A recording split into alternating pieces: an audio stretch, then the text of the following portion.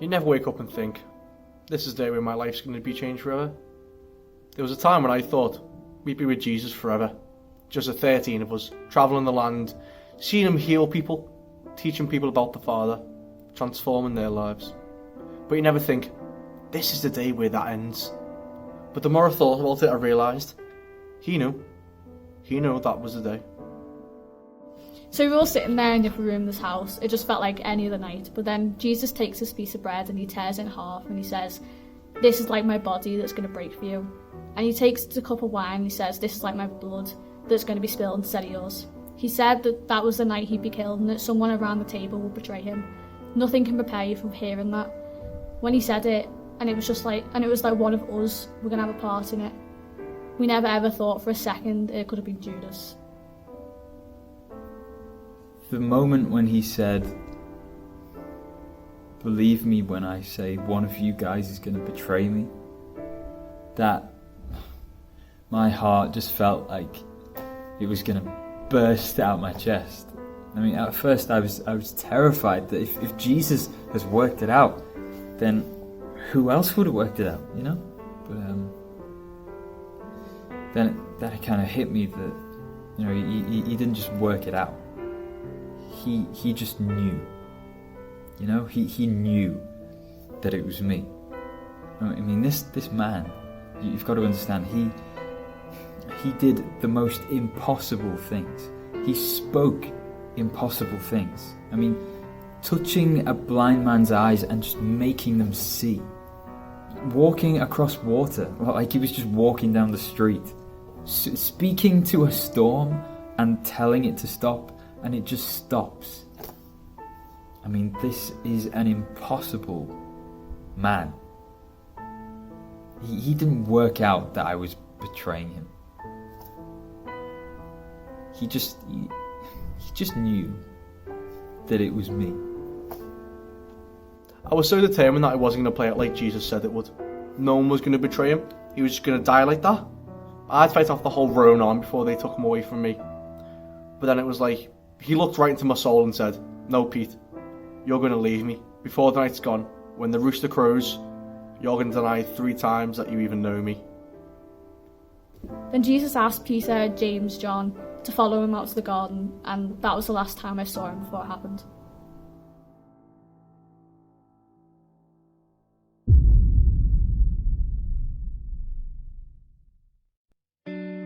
We went into the garden. The locals called it Gethsemane. It'd just been a long day. Me and the boys were shattered. And then Jesus asked us to stay up and pray with him. I mean, we tried at first, but we couldn't keep our eyes open. I keep thinking, the time he really needed our friendship the most, and we just fell asleep. But he stayed up. He kept praying and praying. The one thing I couldn't make out was him saying, not my will, but your will. Not what I want, what you want. But then he woke us all up, and he just said one thing. He said, my betrayer's here. And that's when he arrived. I led this crowd of people. I don't even know who half of them were. I led them into the garden, and on the walk there I kept hearing the jangle of the coins in my pocket. I can still hear it. You know, 30 pieces of silver. I mean, is that all it took for me to just turn on him? So I walked into the garden and I was meant to go up and kiss him. That was the signal that he was the guy. And he just looked at me and said, why have you come to see me, my friend? He called me his friend. But he wasn't being fake. He never was. The men who I'd brought to the garden, they had swords and they had clubs, and they grabbed him.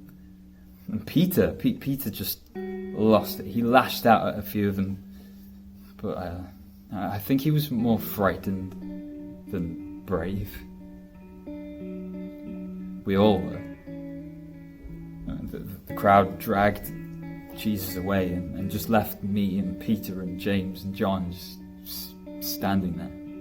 And we didn't say a word. We just stood there. I couldn't believe that after all this time it was Judas. He was like a brother. How could he do something like that? These guys had clubs and swords. They brought him to attack his friend and his teacher. The crowd grabbed a hold of Jesus and led him away. So much for all my fighting talk because of throws. They took him into a courtyard and I tried to follow behind.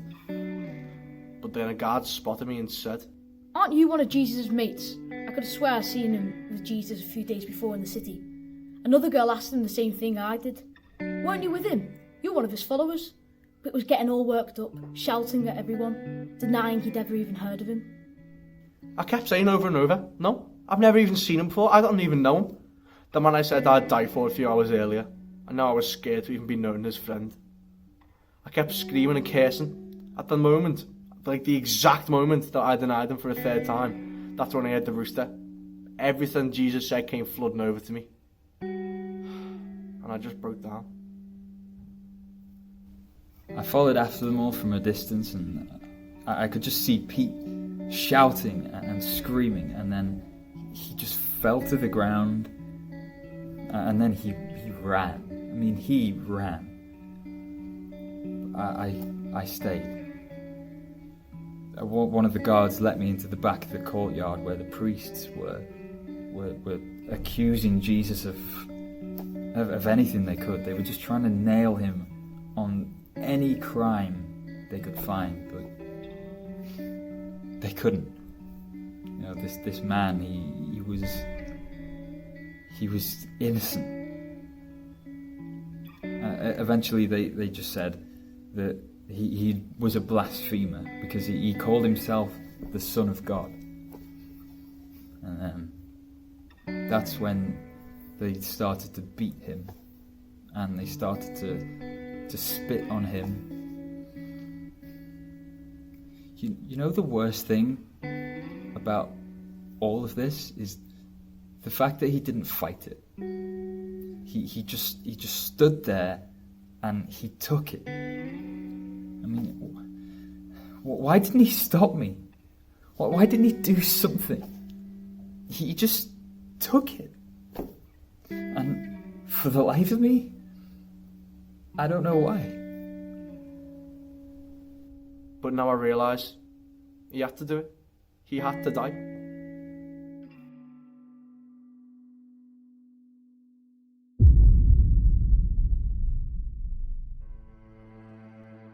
The next morning was when I heard the news that they'd taken him, that they had arrested my son.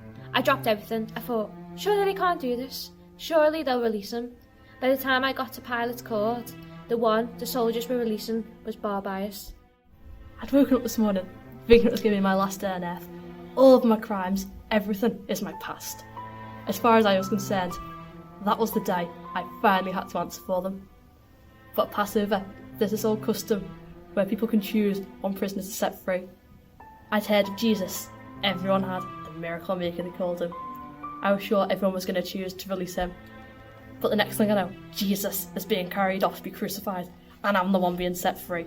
And now, it's like I'm a dead man walking. I wasn't supposed to be alive. I'm not supposed to be alive.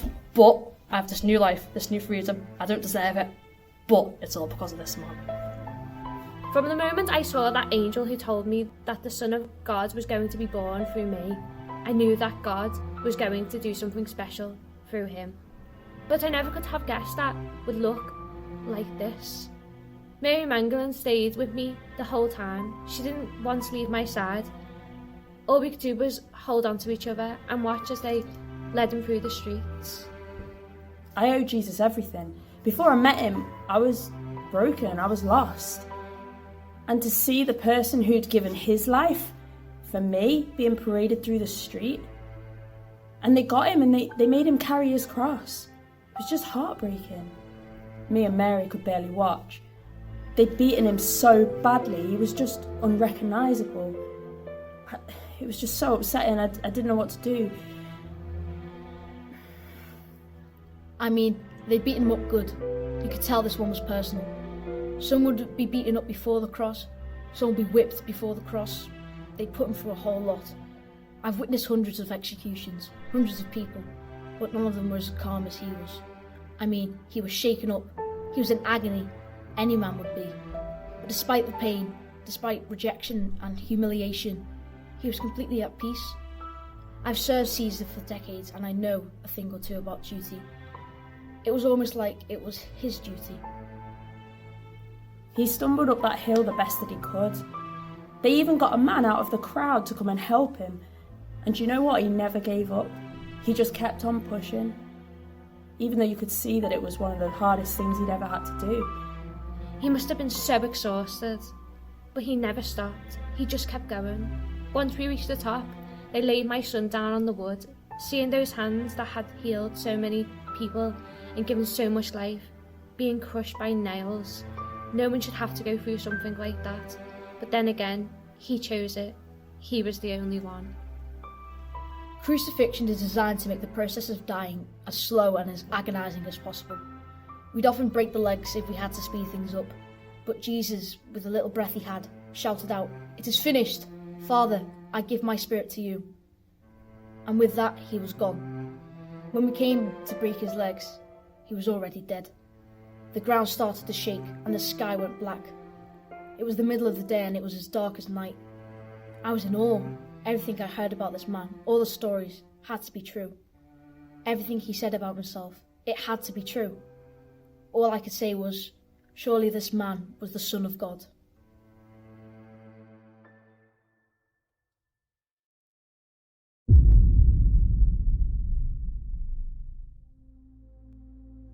When you lose someone, there's always a little part of you hoping, waiting for someone to come and tell you it's not true, that they're okay. And then Mary burst through the door saying Jesus was alive and the tomb was empty. I was off like a flash. I think John and Mary were following behind me. I'm not really sure. All I could think about was seeing Jesus again. All that guilt, all the shame I felt from denying I even knew him. It was like it was falling off me with every step I got closer to that tomb. I just wanted to see him. I got to the tomb, and it was like Mary said, the stone rolled back, the tomb was empty, the grave clothes folded up. That's when I knew he was alive. Peter ran back to tell everyone. I could hear him singing in the streets. I've never heard anyone so happy. Whereas I just stood there in the bleakness. I don't know why. I just felt numb. I guess I couldn't believe it. And then as I'm waiting there, I hear a voice behind me. And it was someone saying, "Hey, why are you crying?" And I thought, maybe it's one of the disciples or the gardener coming back. And I said something along the lines of, "Well, I don't know, they've taken him and I don't know where he is." And then this voice came back and it was soft and quiet and caring. And I recognised it straight away. And they just said, "Mary." I knew that voice. I turned around and I was like, no, it can't be. But it was him. He was actually there, stood in front of me. They all said they'd seen him, like, not just visions or hallucinations, they'd actually seen him. At first I thought it was just some sick joke. I kept saying to them, I'm not having it. Not unless I see him and put my finger right where his nails went in. I'm not believing it. And then, guess what? A few days later, we were locked in a house and suddenly he was just there with us. He looked right into my eyes and with his hands out and he smiled and says, "Go on then, reach your finger inside here and don't be unbelieving, believe." That was the moment. I fell down and just said, "You are the Lord, you are my God." That's all I could say. It finally made sense. Everything that he'd said, everything that he'd taught us, it was coming true. The things we had no idea about beforehand, we were now experiencing. He'd said to us that he would die and 3 days later he would rise again. It now made sense because it's happened exactly like he said it was going to. And he's gone now. All these amazing things have happened and then we saw him rising up into heaven.